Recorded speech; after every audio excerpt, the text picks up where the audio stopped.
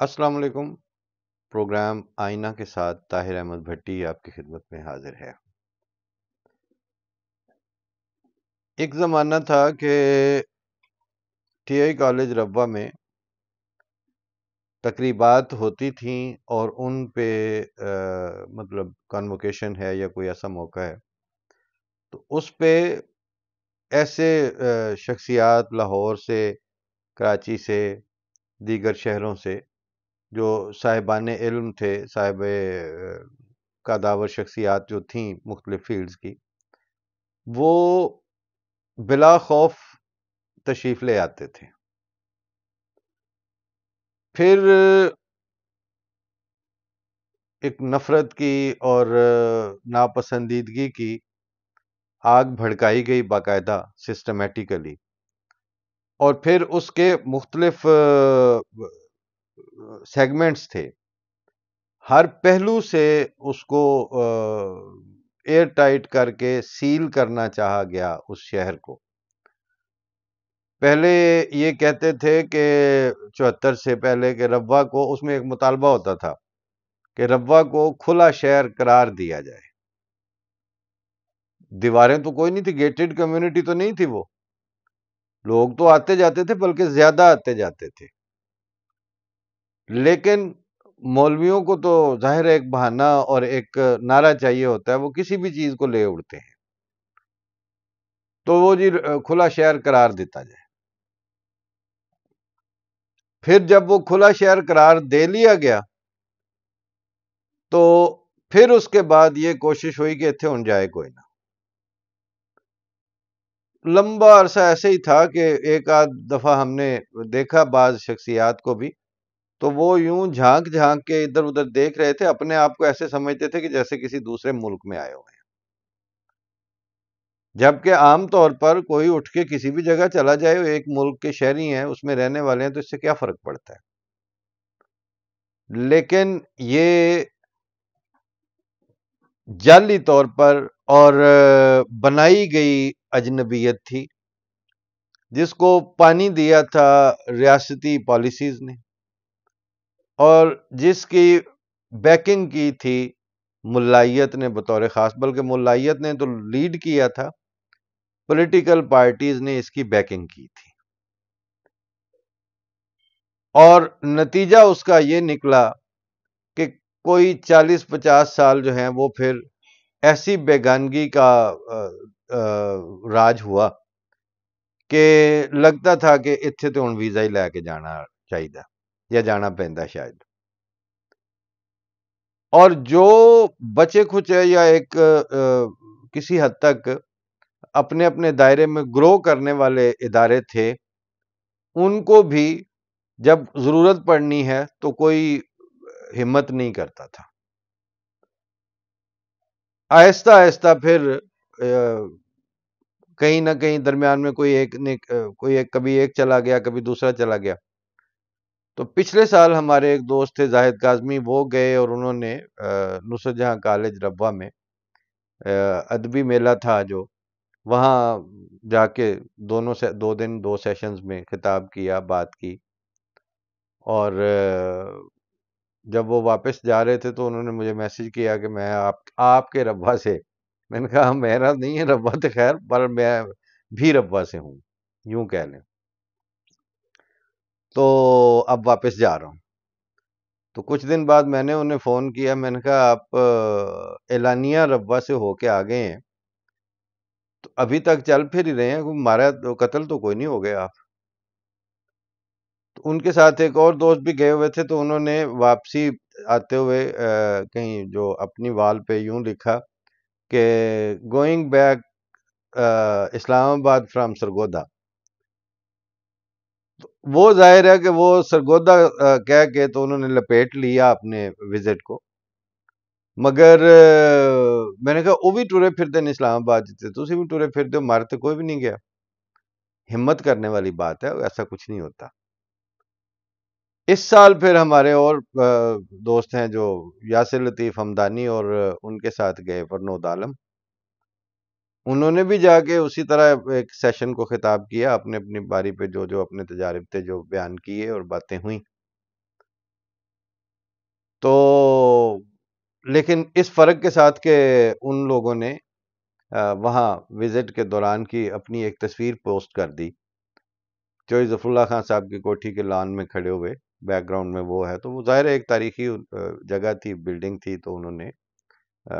وہ اپلوڈ کی اپنے ٹویٹر ہینڈل پہ. اس پہ پھر جو مائنڈ سیٹ ہے پاکستان کا، جو جعلی اس کے ذریعے بنایا گیا ہے کوششیں کر کر کے، اس کا سیخ پا ہونا، پھر وہ ایک کوئی ڈاکٹر سم تھنگ، تو کسی نے بلکہ ایک اور نے ٹویٹر پہ لکھا ہوا تھا کہ اس کو پی ایچ ڈی یا ڈاکٹر بننے کس نے دیا، اس مینٹیلٹی کے بندے کو. تو اس نے کہا کہ جی یہ پہنچی وہیں پہ خاک جہاں پر کا خمیر تھا، اور یہ دیکھیں جی یہ وہاں پہ پہنچ گئے ہیں، اور یہ لبرل جو ہیں وہ بالآخر غدار پاکستان ظفر اللہ خان کی کوٹھی پہ پہنچے ہوئے ہیں. یہ ہے اب رزلٹ. اور کسی کو یہ توفیق نہیں ہوگی کہ وہ جس کو منہ بھر کے غدار پاکستان کہہ دیا جاتا ہے، اس کے پاکستان بننے کے اوپر کیا کنٹریبیوشنز ہیں،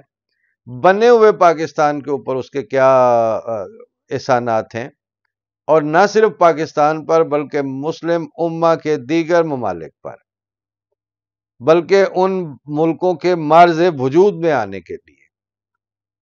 ان کی آزادی کے لیے اس غدار کے انورٹڈ کاماز میں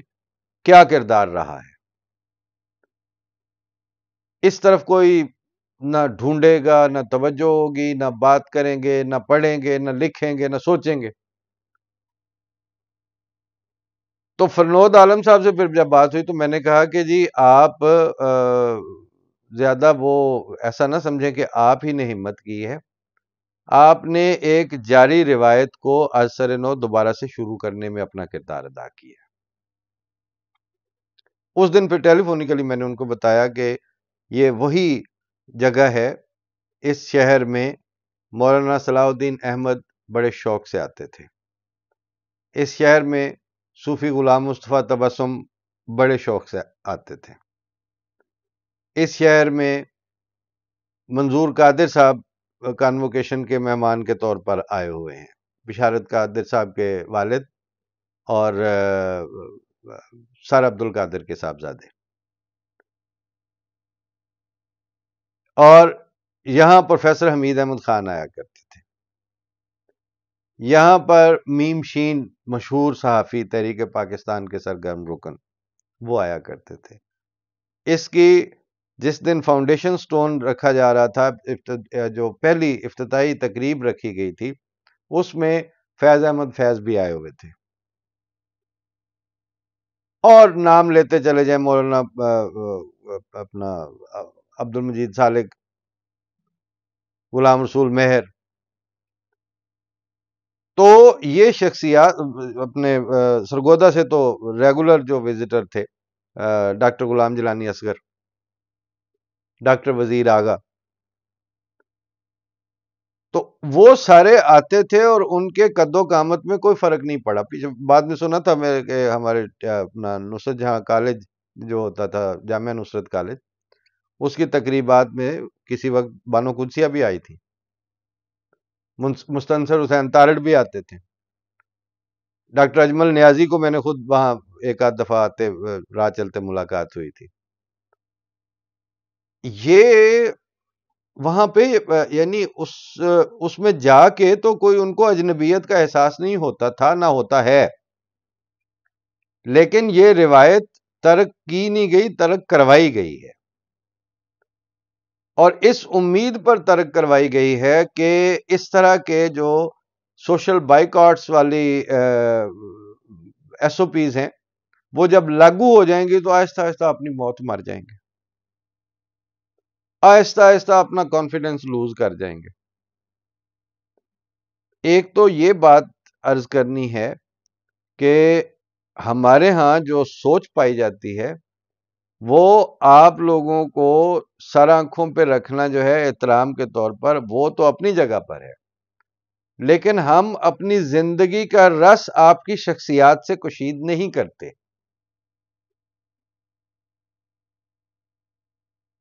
میں نے ان کو فرنود عالم کو جستہ جستہ اپنی ایک نظم کے 2-3 شعر سنائے، اور وہ یہی مفہوم تھا، مقصد تھا اس کا کہ ہم نے پار اترنا ہے، ہم نے پار اترنا ہے، تم پلٹو یا آؤ جی، اور سپنوں کی منڈیروں پر آس کی بیل چڑھاؤ جی، اور مرہم سی کوئی بات کرو، گہرا ہو گیا گھاؤ جی. گزارش یہ ہے کہ اس طرح ملنے ملانے سے، ایک دوسرے کو عزت احترام سے پیش آنے سے، باہمی رواداری اور ایک دوسرے کو سمجھنے اور ایک دوسرے کا دکھ درد بانٹنے کا ماحول پیدا ہوتا ہے. ان جو دانشور جو وزٹ کرتے ہیں ان کو اندازہ ہوتا ہے کہ وہاں کی یوتھ، وہاں کی نسلیں، وہاں کے پڑھنے والے اسٹوڈنٹس اور وہاں کے اساتذہ، وہاں کا سلیبس، وہاں کے شہر کی فضا وہ کن خطوط پر استوار ہے. اور ان اسٹوڈنٹس کو، ان اساتذہ کو باہمی میل جول سے یہ اندازہ ہوتا ہے کہ اس طرح کے شرفاء مختلف شہروں میں بیٹھ کے کتنے مشکل حالات میں بھی کیا کیا کام کر رہے ہیں اور اس کے آگے کیا امپیکٹس آ سکتے ہیں. لیکن وہ ایک جگہ پہ عبید اللہ علیم صاحب نے ایک مضمون کی ابتدا میں لکھا تھا کہ کوئی سا بھی عقیدہ رکھنا کوئی بری بات نہیں ہے، لیکن اپنے نظریے اور عقیدے کے خلاف زندگی گزارنا بہت بری حرکت ہے. بات یہ ہے کہ یہ بحث جو ہے یہ آپ کر کے رج چکے تھے. 74 میں یہ فیصلہ اسمبلی سے دلوانے سے پہلے پہلے آپ کی بس ہو چکی تھی اس پہ بات کر کر کے. وہ کہتے تھے نا 90 سالہ مسئلہ، 90 سال آپ نے اس بات پہ بحث کی ہے عقائد و کلام پر، اور آپ کی 90 سالہ عقائد و کلام پر بحث کے نتیجے میں ہی، بلکہ بحث کی وجہ سے ہی لوگ مزید احمدی ہوئے. تو اس بحث کے یہ مواقع نہیں ہوتے، یہ علمی ایکڈیمکس کے بڑھوتری کے لیے ان کو ان کی فضا عام کرنے کے لیے مواقع ہوتے ہیں، اور ان مواقعوں کو اسی حد تک لینا چاہیے. اس کے اوپر غداری کی بکواس اور واہیاتی اور خبیث اور پہنچی وہیں پہ خاک جہاں کا خمیر تھا. یعنی ربوہ کے وزٹ سے پہلے یاسر لطیف ہمدانی جنا نام کی ایسی کتاب لکھ چکے ہیں جس کو بڑے اداروں نے چھاپا ہے، جس پہ بات کر رہے ہیں، اور وہ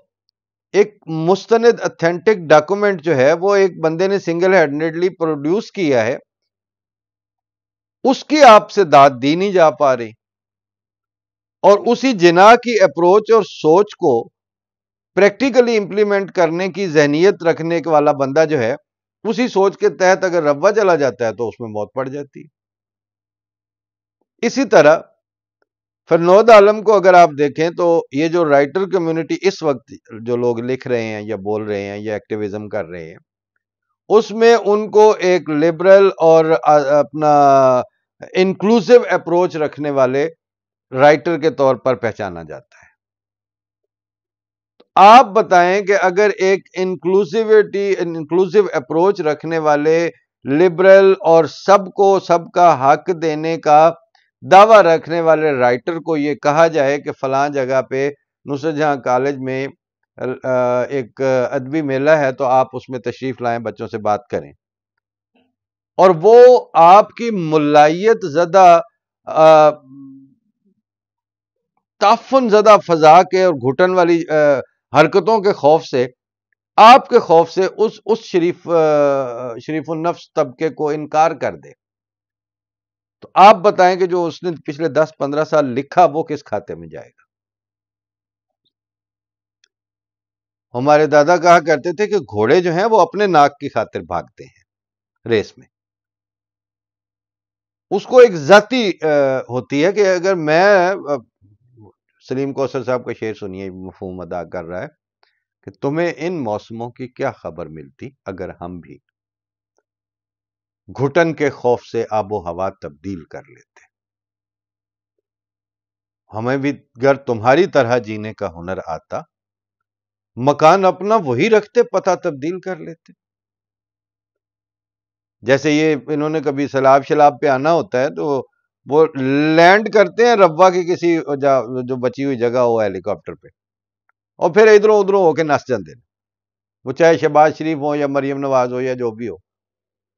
پہلی گل تو یہ کہ ایسا تواڈے اننے منافقاں دے منہ ویکھ کے کرنے کی، لیکن وہ جو شرفاء ہیں جن کا کام لکھنا اور پڑھنا اور سوچنا اور پھر تجزیے کے حوالے سے سنجیدہ گفتگو کرنی ہے، وہ بھی اگر آپ کے خوف سے بھاگ جائیں تو پھر آپ بتائیں کہ تمہیں ان موسموں کی کیا خبر ملتی اگر ہم بھی۔ اس گھٹن میں اب کچھ نہ کچھ اگر بہتری کے آثار آ رہے ہیں تو نہ صرف یہ کہ ان پہ جو گئے ہیں ان پہ بکواس نہیں کرنی چاہیے، بلکہ جو باقی شرفاء موجود ہیں ان کو اپنے رستے اب اس طرف کو کھولنے چاہیے، کیونکہ اتھے کوئی دوسرا ملک نہیں ہے، وہی جگہ ہے۔ تو جم جم آؤ، اور یہ وہی جگہ ہے جہاں پہ آپ کے سارے آباء و اجداد مخلصین محققین وہ شوق سے آیا کرتے تھے، اور بڑی لائبریری تھی، اور اس لائبریری میں سارے اسکالرز کی، ہر مکتبہ فکر کی اور ہر ڈسپلن آف سٹڈی کی کتب اور رسائل ہر وقت موجود ہوتے تھے، اور اسی کو پڑھ کے تو جو شہر کی نسلیں پروان چڑھی ہیں ان میں کتنی تنگ نظری ممکن ہے۔ تنگ نظری آپ کے رویوں نے خود پیدا کی، اور وہ آپ ہی کے پروردگان تک اب محدود ہو کے رہ گئی ہے۔ ہماری نسلیں اللہ کے فضل سے اس زہر سے آزاد ہیں اور اس سے بالا تر ہو کے سوچنے کی اہلیت رکھتی ہیں۔ لہٰذا فرنود عالم کو پہلا پتھر سمجھنے کی بجائے اس کو یوں سمجھیں کہ یہ روایت کے تسلسل میں اپنی ذمہ داری ادا کرنے آئے تھے۔ فی امان اللہ، السلام علیکم۔